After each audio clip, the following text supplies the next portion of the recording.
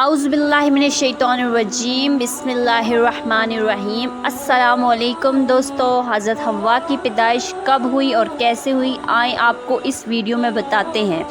دوستو، حضرت حوا کی پیدائش حضرت آدم علیہ السلام کے جنت میں داخل ہونے سے پہلے ہوئی، کیونکہ اللہ تعالیٰ نے فرمایا کہ اے آدم، تم اور تمہاری بیوی جنت میں داخل ہو جاؤ اور کھاؤ۔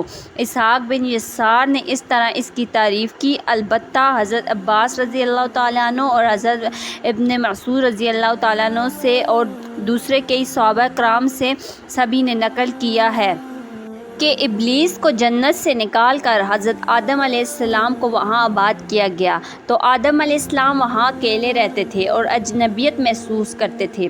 سکون حاصل کرنے کے لیے ان کی بیوی یہاں نہ تھی، تو وہ بیدار ہوتے ہیں تو کیا دیکھتے ہیں کہ ان کے پاس ایک عورت بیٹھی ہوئی ہے۔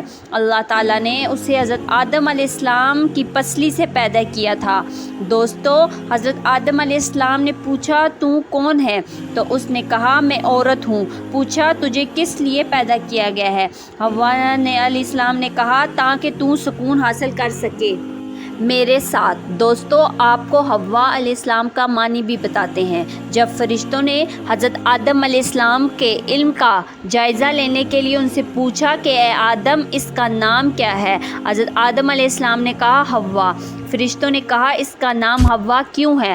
آدم علیہ السلام فرماتے ہیں، اس کو حوا اس لیے کہتے ہیں کہ اسے زندہ سے پیدا کیا گیا ہے۔ محمد بن اسحاق نے حضرت ابن عباس سے ذکر کیا ہے کہ حضرت حوا کو حضرت آدم علیہ السلام کی بائیں طرف کی چھوٹی پسلی سے پیدا ہوئی ہیں، جبکہ حضرت آدم علیہ السلام سوئے ہوئے تھے۔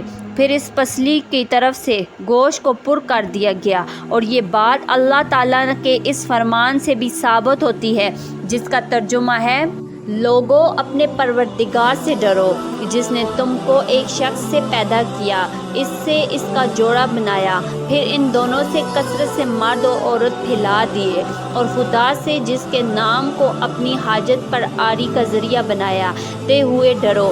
تو دوستو، اسی بارے میں اللہ تعالیٰ کا یہ قول ہے، خدا ہی تو ہے جس نے تم کو ایک شخص سے پیدا کیا اور اس سے اس کو جوڑا بنا دیا تاکہ اس سے راحت حاصل کر سکے۔